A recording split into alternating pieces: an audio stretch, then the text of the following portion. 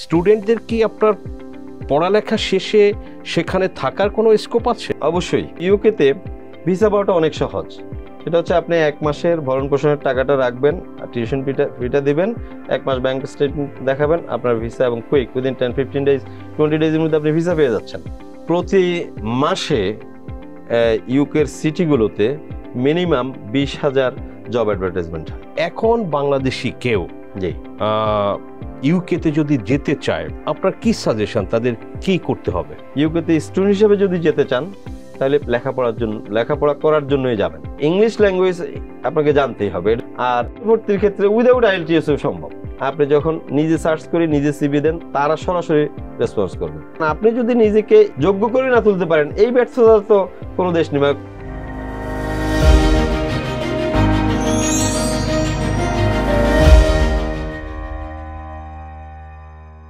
প্রিয় দর্শক, mutual trust bank presence TBS ডায়াসপোরাতে আপনাদের সবাইকে স্বাগতম। সময়টা সেখানেই দিন যেখানে আপনি না থাকলেই নয়। অনলাইন অফলাইন সব ধরনের সেবা নিয়ে ব্যাংকিং এর জন্য তো আমরা আছি। এমটিবি, এই সময়ের ব্যাংকিং। আমি সাজ্জাদুর রহমান আছি আজকে আলোচনায়। দর্শক, আমাদের সঙ্গে অতিথি হিসেবে টিবিএস স্টুডিওতে আছেন ব্যারিস্টার বেলায়েত হোসেন, ইউকে প্রবাসী বাংলাদেশি একজন আইনজীবী এবং বাংলাদেশ ইউকে উনি এখন ফ্রিকোয়েন্টলি ট্রাভেল করছেন, এখানেও কাজ করছেন, ওখানেও করছেন। সো দর্শক, আমরা ইউকে, ইউনাইটেড কিংডম, আমরা যদি লন্ডনের কথা বলি, বাংলাদেশের নিশ্চয়ই সবাই জানে যে লন্ডনে বাংলাদেশের আসলে বড় একটা ডায়াসপোরা গ্রুপ আছে, যে বাংলাদেশের আসলে অনেক লোক সেখানে থাকে। সেখানে আমরা দেখেছি যে পলিটিক্সেও বাংলাদেশিরা বিভিন্ন রকম জায়গায় উচ্চ পদে আছেন। সো দর্শক, আমরা লন্ডনে বা ইউনাইটেড কিংডমে আসলে বাংলাদেশিরা আছেন, কেমন আছেন, বাংলাদেশিরা আসলে কি ধরনের সমস্যা ফেস করেন, বা আমরা যদি বলি যে যারা আসলে যেতে চান নতুন করে, তো তাদের জন্য আসলে ব্যারিস্টার বেলায়েত হোসেনের কি পরামর্শ, দর্শক আমরা এগুলো আলোচনা করব এবং আপনাদের সঙ্গে শেয়ার করব। সো বেলায়েত ভাই, আপনাকে স্বাগতম টিবিএসে। ধন্যবাদ সাজ্জাদ ভাই, thank you for being with us. TBS এর ডায়াসপোরা অনুষ্ঠানে আমন্ত্রণ জানার জন্য আপনাকে অনেক ধন্যবাদ। Thank you. তো ভাই, শুরু করি যদি, যে বাংলাদেশি ডায়াসপোরা নিয়ে ইউকেতে এটা আসলে কেমন সংখ্যা, কত লোক থাকে? আসলে কি, এই আমাদের সংখ্যাটা যে কত, এটা সুনির্দিষ্টভাবে বলাটা অনেক কঠিন। সরকারি হিসেবে প্রায় 0.9 মিলিয়নের মতো, 0.9 মিলিয়ন, হ্যাঁ, কিন্তু আমার মনে হয় এটা সংখ্যাটা অনেক বেশি, 1.5 বা তার চেয়েও বেশি হতে পারে। আচ্ছা, এটা হচ্ছে আর কি, কারণ অনেক বাকিটা কি উইদাউট পারমিট? হ্যাঁ, ওরকমই। কারণ হচ্ছে প্রচুর লোক কিন্তু আপনি জানেন বিভিন্ন ইয়ে থেকে আসছে, ইউরোপিয়ান ইউনিয়ন থেকে। হ্যাঁ, ইউরোপিয়ান ইউনিয়নে বসবাসের যেহেতু সুযোগ আছে ইউকেতে, ব্রেক্সিটের আগ পর্যন্ত তারা কাজ করতে পারতো, থাকতে পারতো যে কোনো সময়, যার ফলে প্রচুর লোকজন কিন্তু ইটালি থেকে, ফ্রান্স থেকে, পর্তুগাল থেকে, স্পেন থেকে এসে বসবাস শুরু করেছে তাদের বউ বাচ্চা নিয়ে। তো এই সংখ্যাটা এখন 1.5 মিলিয়নের মতো হবে, যেটা আমার দৃঢ় বিশ্বাস আর কি, মানে যদিও বলা যাবে না। ফাইন। সো এই যে ধরেন যে ওকে আমরা ধরে নিলাম 9-10 লাখ লোক থাকে, সো বাংলাদেশিরা বেসিক্যালি ওখানে কি করে? এটা অত্যন্ত ইন্টারেস্টিং কোশ্চেন। বাংলাদেশিরা এখানে, এটা এক কথা বলা যাবে না, কারণ হচ্ছে এখন আর বাংলাদেশিরা আজকের 2025 এর ইউকের বাংলাদেশি কমিউনিটি আর ধরেন 1980s এর 90s এর বা 2000 এর বাংলাদেশি কমিউনিটি এক না। আপনারা জানেন যে এই উপমহাদেশ থেকে প্রথম লোক ইউকেতে মানে মাস লেভেলে মাইগ্রেশনটা হয় 60-এর দশকে। যেমন ধরেন ইউকে সেকেন্ড ওয়ার্ল্ড ওয়ারের পরে তাদের ইকোনমিকে চাঙ্গা করার জন্য তাদের কতগুলি প্ল্যান নেয়। যেমন তারা কি করে, ওয়েস্ট ইন্ডিজ থেকে বাস ড্রাইভার নিয়ে আসে। আপনি দেখবেন যত বাস ড্রাইভার সবই কালো, ওয়েস্ট ইন্ডিজ, আফ্রিকান কান্ট্রিগুলোতে বাস ড্রাইভার নিয়ে আসে। আর তাদের এই যে আমাদের যে গার্মেন্টস ইন্ডাস্ট্রি, এটা ছিল ইউকেতে, বা অন্যান্য মিলেনিয়াস ছিল, এটা থেকে কাজ করানোর জন্য শ্রমিক নেওয়া শুরু করে উপমহাদেশ থেকে। এই যে আমাদের বাংলাদেশ, পাকিস্তান, তাদের সাবেক কলোনি। হ্যাঁ, কলোনি। তো এর কারণ হচ্ছে সাবেক কলোনি হিসেবে তারা কিছু প্রায়োরিটিও দেয় কমনওয়েলথ কান্ট্রিভুক্ত দেশগুলোর জনগণকে, তারা ওখানে নিয়ে ইয়ে করে। তো সেটা একটা জেনারেশন ছিল, তারা ছিল মূলত শ্রমিক। তো তারা মিল ইন্ডাস্ট্রিতে কাজ করতো এবং সিটিগুলোতে থাকতো, সম্পূর্ণ সিটি কেন্দ্রিক। কিন্তু যখন এই যে 60 থেকে 80 হলো, 20 বছরের ব্যবধানে আরেকটা প্রজন্ম চলে এসেছে কিন্তু। তারপরে 90 একটা প্রজন্ম, আরেকটা প্রজন্ম, সেকেন্ড জেনারেশন পুরোপুরি তারা এস্টাবলিশ। তো তাদের ছেলেবেলারা করলো কি, তারা একটা বিজনেসের দিকে ঢুকলো। তারা মূলত এই যে রেস্টুরেন্ট বিজনেস, আপনারা ইউকেতে দেখবেন ইন্ডিয়ান রেস্টুরেন্ট বলতে একটা কথা আছে, কনসেপ্ট আছে, ইন্ডিয়ান রেস্টুরেন্ট, ইন্ডিয়ান কুইজিন, সব জায়গায় দেখবেন নামটা কিন্তু ইন্ডিয়ান, কিন্তু মালিক আমরা যখন গেছি, আমি ইউকেতে যাই কিন্তু 2001-এ, তখন প্রায় 12,500 ইন্ডিয়ান রেস্টুরেন্ট ছিল। আচ্ছা। তো তার মালিক দেখা গেছে এর 12,000-এর মালিকই হচ্ছে বাঙালিরা, বাংলাদেশিরা, কিন্তু নামগুলো কিন্তু ইন্ডিয়ান কুইজিন। আমি অনেক পরিচিত অনেক রেস্টুরেন্ট মালিককে বলেছি যে আপনারা এই ইন্ডিয়ান রেস্টুরেন্ট লেখেন কেন, বেঙ্গল বা অমুক কিছু কিছু নাম টাম দেয়, বলে যে ব্র্যান্ডিংটা ওরা আমাদেরকে দেখলেই আমি ইন্ডিয়ান মনে করে, তারা মনে করে বাংলাদেশ, অনেকে বাংলাদেশও জানতো না, মনে করে ইন্ডিয়ান, আমাদের সাইজ কালার একই কালার, তো এই ব্র্যান্ডিংটা তারা ধরে রেখেছে আর কি। তো এর পরবর্তী প্রজন্ম এখন আবার দেখবেন অন্য ধরনের অবস্থা হয়ে গেছে, এখন তো থার্ড জেনারেশন চলতেছে বা ফোর্থ জেনারেশন আমরা। তো এখানে ক্যাটাগরি যারা সেটেলড তাদের এক ধরনের অবস্থা, আর যারা স্টুডেন্ট যাচ্ছে, আর স্টুডেন্ট এই যে যাওয়ার প্রক্রিয়াটা কিন্তু আমি বলবো পৃথিবীর অন্যান্য দেশে যারা ইন্টারন্যাশনাল মাইগ্রেশন নেয়, যেমন অস্ট্রেলিয়া, কানাডা, আপনার ফিনল্যান্ড, সুইডেন, ইউএসএ, তাদের তুলনায় ইউকের স্কিমটা অনেক জেনারাস সব সময়, যার ফলে ইউকেতে আপনি দেখবেন অলওয়েজ একটা বিশাল big chunk of our population, specially students, always go there. তো তাদের আবার এটা একটু ভিন্ন, আমরা একটু পরে আবার ওই বিষয়টা নিয়ে আলোচনা করবো। ওকে, এই যে স্টুডেন্টরা ধরেন যে অনেক থাউজেন্ডস অফ স্টুডেন্টস কিন্তু ইংল্যান্ডে গিয়েছেন বিভিন্ন ইউনিভার্সিটিতে, সো স্টুডেন্টদের কি আপনার পড়ালেখা শেষে সেখানে থাকার কোনো স্কোপ আছে বা থাকতে পারে তারা? হ্যাঁ, অবশ্যই সিস্টেম আছে। কি কন্ডিশনে থাকতে পারে আমি বলছি। তার আগে ওই যে জেনারেশনাল যেহেতু কোশ্চেনটা ছিল, আগে একটু শেষ করে দিই, আবার অনেকে বলবেন যে উনি শুধু রেস্টুরেন্ট মালিকদের কথাই বললেন, থার্ড জেনারেশন বা ওই যে সেকেন্ড জেনারেশন কি করতেছে আমরা সেটা বলতেছি না। দেখেন ইউকেতে কিন্তু যারা সেকেন্ড জেনারেশন, থার্ড জেনারেশন, তারা কিন্তু বাবার রেস্টুরেন্ট ছিল, ছেলেরা কিন্তু রেস্টুরেন্টে আসতেছে না, তারা কিন্তু ভালো ভালো ওয়েল পেড জব করে, মিডিয়াতে আছে, তারপরে আপনার ব্যাংকিং কিন্তু হিউজ একটা মানে পিপল এমপ্লয়মেন্ট নিয়েছে, তারপরে ফাইন্যান্সিয়াল ইনস্টিটিউশনস, হেজ ফান্ডস, তারপরে আইটি সেক্টর, আবার বিভিন্ন বিজনেস, আমাদের লোকজন কিন্তু এখন ভালোই করতেছে। অর্থাৎ এই থার্ড জেনারেশনের লোকজন বা সেকেন্ড জেনারেশনের লোকজন তারা কিন্তু মেইন স্ট্রিমের অনেক ভালো ভালো এমপ্লয়মেন্টের সাথে যুক্ত হয়ে গেছে। একসময় কিন্তু বাংলাদেশিরা পাকিস্তান বা ইন্ডিয়ানসদের থেকে কিন্তু পিছিয়ে ছিল এই আপনার ব্রিটেনে, সো এখন কি সিচুয়েশন ইমপ্রুভ করেছে? না, এখন এখানে এই পিছানোটা আমি মনে করি এটা আমাদের জন্য দুর্ভাগ্যজনক। আমরা কোয়ালিটিতে পিছিয়ে অলওয়েজ, পাকিস্তানিদের থেকেও ইন্ডিয়ানদের থেকেও। এটা হচ্ছে আমরা যারা যাই, এটা আমাদের দুর্বলতা। আমরা আমাদের দেশের একজন মাস্টার, এটা বললে হয়তো অনেকে মন খারাপ করতে পারেন, আমি নিজে দেখেছি এখান থেকে ইউনিভার্সিটি থেকে একটা মাস্টার্স করে যাওয়া ছেলের ইংলিশ ল্যাঙ্গুয়েজ, তার চাল চলন, আচার আচরণ, পোশাক পরিচ্ছদ, ওই যে দেখা গেছে যে পাকিস্তান বা সেম এডুকেশনের একজন ইন্ডিয়ানের চেয়ে অনেক লোয়ার। এখন এইটার কারণটা আমাদেরকে খুঁজে বের করতে হবে, যার ফলে আমরা কম্পিটিশন, এখানে হচ্ছে সার্ভাইভাল অফ দ্য ফিটেস্ট। আপনি একটা জব নিতে হলে ওই মার্কেটে একটা যদি একটা ধরেন এইচএসবিসি একটা জব নেবেন, ন্যাটওয়েস্ট একটা জব নেবেন, আপনি এখানে আমাদের দেশে অনেক সুপারিশ চলে, ওখানে কিছু নেই। আপনাকে পরীক্ষা দিবেন, আপনাকে ওই সাদাদের সাথে এবং কালোদের সাথে, ইন্ডিয়ানদের সাথে, পাকিস্তানের সাথে কম্পিটিশন করে ঢুকতে হবে। তবে গুড থিং হচ্ছে এখন যারা আমাদের ওখানে যারা সেটেল যে জেনারেশনগুলো, তাদের এটা সমস্যা নাই, they are doing very well, they are doing much better than অন্যদের কম্পারেটিভ। কিন্তু আমাদের এখানে যারা এখান থেকে যায় তাদের এই সমস্যাটা রয়েই গেছে, এবং যার ফলে যে আপনি কোশ্চেনটা বললেন যে পড়াশোনার শেষে জব অপরচুনিটি আছে কিনা, সেই প্রসঙ্গে আসি। অবশ্যই আছে।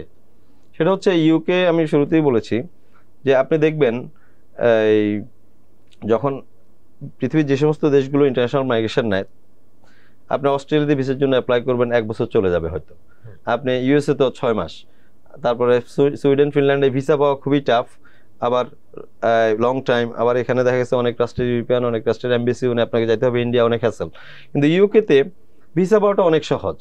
সেটা হচ্ছে আপনি 1 মাসের ভরণ পোষণের টাকাটা রাখবেন, টিউশন ফিটা দিবেন, 1 মাস ব্যাংক স্টেটমেন্ট দেখাবেন, আপনার ভিসা, এবং কুইক উইদিন 10-15 ডেজ 20 ডেজের মধ্যে আপনি ভিসা পেয়ে যাচ্ছেন। এখন কথা হচ্ছে যখন আপনি একটা কোর্সে গেলেন, তাদের নিয়ম হলো ওই কোর্সটা যদি আপনি শেষ করেন, আপনি যদি গ্র্যাজুয়েশন করেন, ইভেন গ্র্যাজুয়েশন কোর্সের আগে যদি আপনি মাস্টার্স কোর্সে ভর্তি হন, আপনি যদি মাস্টার্স 1 বছরের একটা মাস্টার্স করেন, তাহলে আপনি অটোমেটিক 2 বছরের একটা গ্র্যাজুয়েট ভিসা আপনাকে দিয়ে দিচ্ছে জাস্ট ফ্রি। আপনি 2 বছর আপনাকে একটা গ্র্যাজুয়েশন করার কারণে অথবা একটা মাস্টার্স করার কারণে, এটাকে বলেই গ্র্যাজুয়েশন ভিসা, 2 বছরের ভিসা দিয়ে দিচ্ছে। এই 2 বছরটা হচ্ছে আপনাকে জব খোঁজার জন্য, আপনি জব খুঁজবেন। এখন ইউকেতে প্রচুর এমপ্লয়মেন্ট আছে। এখন আপনি এই 2 বছরের মধ্যে যদি একটা জব খুঁজে বের করতে পারেন, ওই জবের এমপ্লয়ার আপনাকে স্পন্সর করবে, আপনি এরপর থেকে 5 বছরের মধ্যে আপনি সেটেল হয়ে যাবেন, আপনি ইনডেফিনিট লিভ টু রিমেইন পেয়ে যাবেন। আর এই সময়কালীন সময় যে ভিসাটা, গ্র্যাজুয়েট ভিসাটা আপনি পাবেন, আপনার কোনো রেস্ট্রিকশন নাই ভিসার মধ্যে, আপনি যতবার খুশি যত দেশে খুশি যাইতে পারবেন, আসতে পারবেন। তো বিষয়টা হচ্ছে যোগ্যতার। এখন আপনি আমাদের দেশ থেকে এখানে অনেক স্টুডেন্ট যায় অনেক ক্যাটাগরির, এটা হচ্ছে প্রবলেম। যেমন কি করে, অনেকে আছে ভাই আমার শুধু একটা ভিসা দরকার, আমাকে শুধু বর্ডারটা মানে প্লেন থেকে নামায় হিথ্রো থেকে আপনি একটু পার করে দেন। তখন সে যাই করে কি, আর পড়াশোনা একটু এক্সপেন্সিভ ইউকেতে, এটা সত্যি কথা। কারণ এখন গ্র্যাজুয়েশন কোর্সও ইন্টারন্যাশনাল স্টুডেন্টদের জন্য, ওভারসিজ স্টুডেন্টের জন্য দেখা যাচ্ছে কোনো ইনস্টিটিউশনেই আপনার নাই, যে 14-15 হাজার পাউন্ডের নিচে পার ইয়ার কোনো টিউশন ফি নাই। তো এটা অ্যাফোর্ড করতে পারে না তারা, হচ্ছে অথচ খুবই মিডিওকার ফ্যামিলির কোনো রকমে ওই যে সিস্টেমটার সুযোগ নেয়। ভিসা তো ইজি, ইউকে ভিসা পাওয়া হচ্ছে এই যে যতগুলি বাইরের কান্ট্রি সবচেয়ে ইজি, এবং ফার্স্ট ওয়ার্ল্ডের কান্ট্রিগুলোর মধ্যে। তারা গিয়ে সেখানে যায় অ্যাজাইলাম ক্লেম করে, বলে যে আমার পলিটিক্সের সমস্যা, আমি যেতে পারি না। তখন তারা একটা ভাতা দেয়, আর এভাবে চলতে থাকে। অ্যাজাইলাম তো বোগাস, অধিকাংশ ক্ষেত্রে হয় না, বাট ওই থাকতে একটা সময় গিয়ে সেটেল হয়, অনেক ফাইট টাইট করে আর কি, বা বিয়ে শাদী করে, তখন চাইল্ড 7 ইয়ার রুট, অনেকগুলো রুট আছে, তখন তারা এস্টাবলিশ হয়। তো তাদের ইতিহাসটা একটা। আর যে ভালো ছাত্র, ধরেন এখান থেকে আইবিএ থেকে একটা স্টুডেন্ট গেল, সে 1 বছরের একটা এমবিএ করলো সেখানে, অথবা কম্পিউটার সায়েন্সে পড়লো এখানে ঢাকা ইউনিভার্সিটিতে পড়লো, একটা প্রাইভেট ইউনিভার্সিটিতে পড়লো, সে ভালো ইংরেজি জানে, সে 1 বছর একটা মাস্টার্স করলো, সাথেই সেখানে প্রচুর সুযোগ আছে আইটি কোম্পানিতে, বিজনেস কোম্পানিগুলোতে। আমি আপনাকে শুধু একটা পরিসংখ্যান দেব, যেমন প্রতি মাসে ইউকের সিটিগুলোতে মিনিমাম 20,000 জব অ্যাডভার্টাইজমেন্ট হয়, ভ্যাকেন্সি প্রতি মাসে। তো এখন এটা তারা ফিল আপ করতে পারে না। আপনারা দেখবেন তারা এবার যে প্রাইম মিনিস্টার ক্ষমতা আসলো নতুন কি আসছে, ওরা প্রতিশ্রুতি দিয়ে আসছে যে আমরা প্রতি সপ্তাহে 20,000 নার্স নিয়োগ দেব। এই যে তারা ঘোষণা দিয়ে আসছে, কিন্তু প্রতি সপ্তাহে কি তারা আসলে 20,000 নার্স নিয়োগ দিতে পারবে? অত কোয়ালিফাইড নার্স নাই। আমাদের সমস্যা হচ্ছে, আমরা যদি ধরেন এই দেশে 5টা নার্সিং কলেজ করতে পারতাম, তাদের কারিকুলাম পড়াইতাম, ছেলে মেয়েদেরকে ইংরেজি জানাতাম, এই 20,000-এর মধ্যে 10,000 আমরা দিতে পারতাম। তো যার ফলে, এবং এদের স্যালারি কিন্তু অনেক অনেক ভালো। কেমন একটা নার্সের স্যালারি? যেমন একটা স্যালারি স্টার্ট করে তারা 37 থেকে 38,000 স্যালারিতে বা 40,000 স্যালারিতে বছরে, 40,000 পাউন্ড। তো 1 পাউন্ড সমান আপনারা জানেন এখানে 160 টাকা। তো ইয়ারলি কিন্তু একটা ভালো হ্যান্ডসাম স্যালারি, আবার ওভার টাইম করতে পারে, আবার তাদের অনেক কিছু ফ্রি থাকে, যেহেতু NHS এ জব করে, সবকিছুই ফ্রি। তো যার ফলে আমরা কিন্তু হিউজ চাঙ্ক অফ পপুলেশন আমরা কিন্তু এমপ্লয়মেন্টে পাঠাতে পারতাম। আমাদের দেশে যারা ইভেন মেডিকেল পাস করে, যে এমবিবিএস পাস করে যাচ্ছে, তারাও দেখা যাচ্ছে সিম্পল একটা এক্সাম ফ্ল্যাপ বলে, ওই যে ওখানে গিয়ে ইন্টিগ্রেট করার জন্য এটা সংক্ষিপ্ত একটা, সেটা পাস করতে পারে না, শুধুমাত্র ইংরেজি না জানার কারণে। তো আমরা যদি এই জিনিসগুলো খেয়াল করি, তাহলে আমরা কিন্তু বিদেশে ওরা কি চায়, তাদের লোক দরকার, তাদের সার্ভিস যে অ্যারেঞ্জমেন্টটা সেটা রেডি। আমাদের তো সার্ভিস অ্যারেঞ্জমেন্টই রেডি না, বুঝছেন? তো আমাদের দরকার কিছু ইকুইপ লোকজন পাঠানো ওখানে, তাহলে আমরা অনেক রেমিটেন্সও আরম্ভ করতে পারি, আর লোকজন গিয়ে অ্যাজাইলাম ক্লেম করা লাগে না। ওই যে কোনো ভাবে সীমান্ত ক্রস করে, আপনি অবাক হয়ে যাবেন শুনলে, এই যে গত কয়েকটা বছর আপনি দেখবেন লিবিয়া থেকে ভূমধ্যসাগর মেডিটেরিয়ান ত্যাগ করে ইটালিতে যাওয়া, আমরা ভাবছি, বা সবাই সারা ওয়ার্ল্ড মিডিয়া এটাকে নিয়ে হইচই, ভাবছি প্রচুর সিরিয়ান লোক মারা যাচ্ছে, এইভাবে আসতেছে, বা আফগান লোক মারা যাচ্ছে। বিষয়টা তা না, কিন্তু এটা যখন পত্রিকা দেখি তখন লজ্জা মাথা হেট হয়ে যায়। তখন দেখি যে এটার অধিকাংশ, একটা বোটে যদি 100 জন থাকে তার 70 জন বাংলাদেশি। এটা ঘটছে কিন্তু, আপনি এডোবার দিয়ে তারা এই যে সমুদ্র হচ্ছে লিবিয়া যায়, লিবিয়া থেকে ইটালিতে যায় ওই যে কাজ করার জন্য। এটা সবাই আনস্কেলড, রাইট? এটা রাইট, আমরাও দেখি এটা। আচ্ছা, আপনি যেটা বলছিলেন রেমিটেন্স প্রসঙ্গটা আসলো, তো এখন বাংলাদেশ ধরেন যে যেটা বললেন যে ইউকে তে সেকেন্ড জেনারেশন থার্ড জেনারেশন হয়েছে, কারো কারো হয়তো ফোর্থ জেনারেশনও আছে। সো এটা বলা হয় যে এখনো রেমিটেন্স বাংলাদেশে আসে ধরেন যে ইউকে বা আমেরিকা থেকে, বাট এই যে সেকেন্ড থার্ড ফোর্থ জেনারেশন যত বেশি হবে এটা রিভার্স রেমিটেন্স হতে পারে, রিভার্স যে বাংলাদেশে তাদের যে অ্যাসেট সেগুলো বিক্রি করে সেখানে নিয়ে যাওয়ার, এবং সেই টেন্ডেন্সি আমরা কিছু কিছু ক্ষেত্রে দেখিও, যে গুলশান বনানীতে যাদের বাড়ি গাড়ি এগুলো বিক্রি করে নিয়ে যাওয়ার সেসব দেখি। তো আপনি তো ওখানে থাকেন, থেকেছেন অনেক বছর, আপনি কি এরকম জিনিস অবজার্ভ করেছেন? হ্যাঁ, এটা যে ঘটে না তা না, কারণ আর এটা তো স্বাভাবিক, তাই না? একটা লোক যখন ওখানে থাকে দীর্ঘদিন, এখন আপনি মোবিলিটি কিন্তু থাকতেই হবে। আপনি এখান থেকে ওখানে যেখানেই হোক, আপনি একটা সিটি রান করে কিভাবে? আজকে এই যে ঢাকা সিটি এত মানুষ, আপনি এখান থেকে যদি মানুষ হাফ হয়ে যায় দেখবেন যে এখানকার লোকজন থাকতে পারবে না, তখন বলে যে আপনি সবজিওয়ালা সবজি বিক্রি করতে পারবে না। আমরা ধরেন যে এখানে শুনি বা কিছু কিছু ক্ষেত্রে দেখি, ওখানে কি আপনি এরকম? হ্যাঁ হ্যাঁ, দেখেছেন? খুব কম, খুব একটা। বরং আমি যেটা দেখি, ওরা যখন এটা আপনি সিলেটের মানুষ, লন্ডনে যারা থাকে তার ধরেন 70% হবে সিলেটের, এর আগে 90% ছিল। এখন যেহেতু ইউরোপিয়ান লোকজন এসে এই কারণে একটু জনসংখ্যা ব্যালেন্স হয়েছে কিছুটা, অন্যান্য ডিস্ট্রিক্টের লোকজনও। তা আমরা দেখি আসলে আমার কাছে আর মানে লাগতো যে কেন এত কষ্ট করে রেস্টুরেন্ট করে বা করে দেখা যায় 1 কোটি 2 কোটি 3 কোটি 5 কোটি টাকা দিয়ে একটা বাড়ি বানায়, যে বাড়িতে কেউ থাকে না, বুঝছেন কথা? হয়তো সে আসি, কিন্তু এই বিল্ডিং কিন্তু সে কোনোদিন মাথা করে নিয়ে যেতে পারবে না, এটা মনে রাখবেন। এই বিল্ডিং কিন্তু আমার দেশেই করলো, কিন্তু তার কষ্টার্জিত পয়সা দিয়ে। তো এখানে কিছু বিষয় আছে, অনেকেই ব্যবসা বাণিজ্য করতে চান। আপনি যত কথাই বলেন, আমাদের ফরেনার যারা আমরা বিদেশে থাকি, আমাদের সবার মনেই কিন্তু একটা থাকে যে আমরা একটু দেশে আসবো, দেশে কিছু করার চেষ্টা করব। হ্যাঁ, দেশের মানুষকে দেখলেই ভালো লাগে, কারণ এন্ড অফ দ্য ডে, যেমন আমি আমার কথা বলি, আমার বউ বাচ্চা ওরা কেউ বাংলায় কথা বলে না, কিন্তু বাংলায় কথা বলতেও তো ভালো লাগে। আমি দেখা গেছে অফিসেও ইংরেজিতে কথা বলি, ঘরেও সব সময় আমার বাচ্চারা বাংলা বুঝেও না, এটা হয়তো আমারও ব্যর্থতা আছে, কিন্তু এন্ড অফ দ্য ডে এখানে আসলে যে আপনার সাথে কথা বলতেছি মাতৃভাষায়, বা যে সারাদিন বাংলায় কথা বলতেছি, এটা অনেক মজা। তো আমরা যারা দীর্ঘদিন বিদেশে থেকেছি তাদের কাছে এটাও একটা মহা আনন্দের বিষয়। তো এই জন্য আসি, কেউ কিছু করতে চায়, একটা বিজনেস করতে চায়, একটা করতে চায়, কিন্তু বহুবার দেখা গেছে যে এই জিনিসগুলো এখানে ওই ধরনের সিস্টেম, যে ইনভেস্টরদের সিকিউরিটি, তাদের প্রপার্টি সিকিউরিটি ওইভাবে রাষ্ট্র কিন্তু ম্যানেজ করে নাই, বুঝছেন, এবং ইজি করে নাই। অনেক ক্ষেত্রে প্রতিবন্ধকতার শিকার হয়, স্পেশালি প্রপার্টি ট্রান্সফারের ক্ষেত্রেও। এই যে এখন কিছুটা আসছে যে দেখা গেছে একজনের সব ফ্যামিলি আমেরিকা থাকে বা লন্ডন থাকে, তার অনেক প্রপার্টি আছে, তার হয়তো দরকার, সে কিন্তু ইজিলি কিন্তু প্রপার্টি ট্রান্সফার করতে পারতেছে না, আপনি বলছেন। তো ওই যে পাওয়ার ব্যাটনের সিস্টেমটা একটু ইজি করা হয়েছে, সেজন্য সরকারকে ধন্যবাদ। বাট এগুলিকে আরো জনবান্ধব করা উচিত, প্রবাসীরা যাতে মনে করতে পারে যে না, এটাও আমার হোম, ওইটাও আমার হোম। এই প্রসঙ্গে আমি আপনাকে একটা কথা বলি, যেটা আমরা সবসময় প্রায় ফেস করি, সেটা হচ্ছে ডুয়াল সিটিজেনশিপের বিষয়টা। দেখুন, পৃথিবীর সব দেশেই মোরাললেস ডুয়াল সিটিজেনশিপটাকে অ্যাকসেপ্ট করা হয়, এবং ডুয়াল সিটিজেনদের কোথাও কোনো কিছুতে বাধা নাই, কারণ পৃথিবীটাই এখন গ্লোবাল ভিলেজ। আপনার দেশে যত ডুয়াল সিটিজেনশিপ থাকবে তত আপনি রিচ, তাই না? আমি চাইবো, যখন আমি এখন ব্রিটিশ সিটিজেন হওয়ার কারণে আমি পৃথিবীর প্রায় সবগুলো দেশে বিনা ভিসায় যেতে পারি, কিন্তু আপনি কিন্তু পারতেছেন না। কিন্তু আমি চাইবো আপনিও যেতে পারেন, তাতে হবে কি, মোবিলিটি বাড়বে, আপনি যে কোনো সময় আপনার কাছেও ভালো লাগবে। আর এখানেও যেহেতু আপনি সব কাজ করতে পারতেছেন, ওখানেও করতে পারেন, ওদের তো বাধা নেই।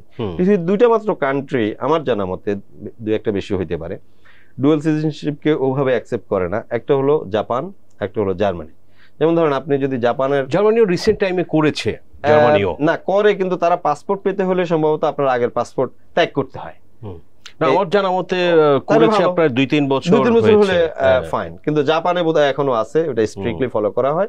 জাপানে আপনি জাপানিজ পাসপোর্ট পেতে হলে অন্য দেশের পাসপোর্ট ত্যাগ করতে হয়।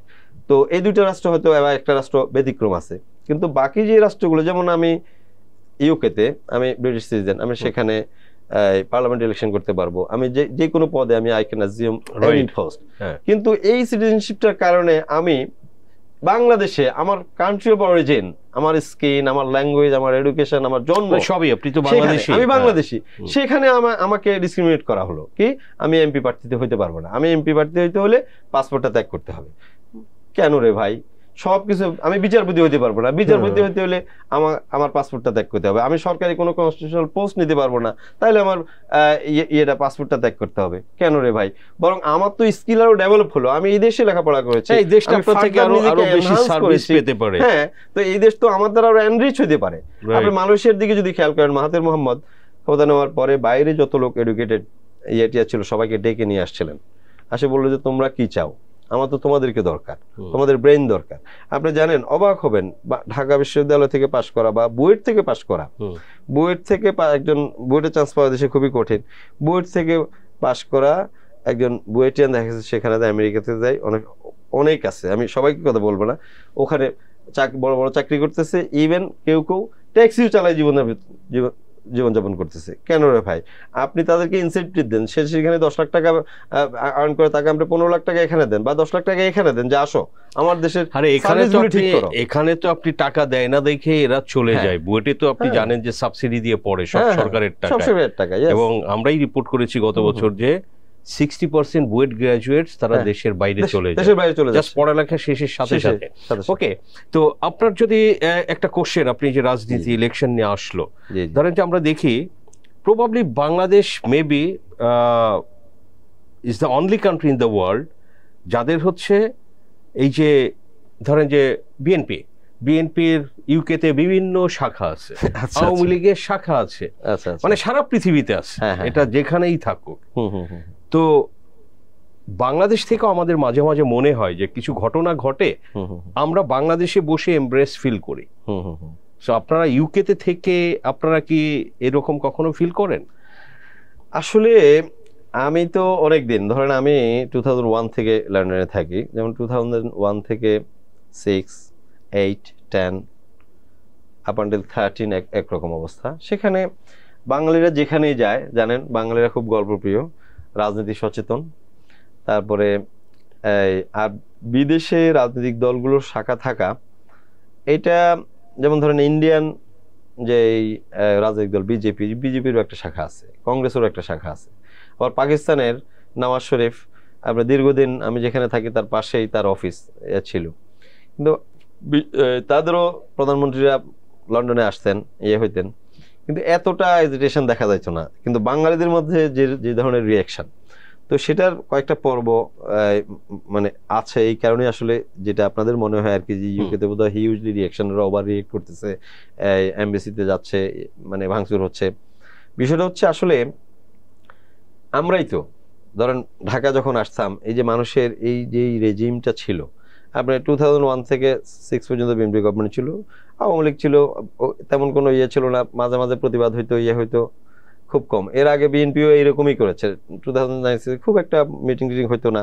হ্যাঁ, কেউ গেলে শেখ হাসিনা যদি যাইতো, ওরা হয়তো একটা প্রতিবাদ, সহিষ্ণুতা ছিল, আপনি যেটা বলতে চান। হ্যাঁ, সহিষ্ণুতা যথেষ্ট পরিমাণে ছিল, কিন্তু এখানে দেশে যখন জিরো টলারেন্স করে ফেললো, রাজনীতির কোনো সুযোগ বন্ধ করে দিল, তখন ওখানে আমাদের এই ভাই দেখাচ্ছে এখানে রাজনীতি করতেছে জেলে, আমাদের এই ভাই ক্রস ফায়ার হয়ে গেছে, তখন ওই আমরাই কিন্তু একটু রিয়াকশনারি হয়ে গেছি, খুব স্বাভাবিক কারণেই।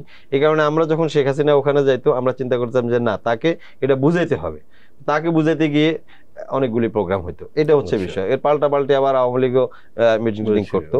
এই বিষয়টা আপনি 13-14 থেকে এটা আপনার এক্সারসাইজ করছে, আপনি বলছেন এক্সট্রিম লেভেলে গেছে, কিন্তু তার আগে কিন্তু কখনোই ছিল না। ওই যে রাজনীতির স্কোপ বন্ধ করে দিলে যেটা হয়, আমি তো আমার ভয়েস চাইবো, এটা হচ্ছে, আমরা এমন একটা দেশে থাকতাম যে দেশে আপনি যা খুশি তা বলেন। আমরা একটু আলোচনা শেষের দিকে, আপনার ধরে যে এখন বাংলাদেশি কেউ ইউকেতে যদি যেতে চায়, ফর ধরেন যে স্টুডেন্টস, অর ধরেন যে কেউ কাজ করতে যেতে চায়, ইমিগ্রেন্ট হতে চায়, আপনার কি সাজেশন, তাদের কি করতে হবে? থ্যাংক ইউ, সুন্দর কোশ্চেন করেছেন। আসলে আমরা একটু প্র্যাকটিক্যাল হতে পারতাম এসব দিক থেকে, যেহেতু সময় শর্ট। তারপর আমি বলছি, দেখেন, আমার দৃষ্টিতে UK is the best country to live in for a Bangladeshi. এই কথাটার 100টা রিজন আমি দিতে পারবো, এখন আমি ওদিকে যাব না, 1-2টা মেজর।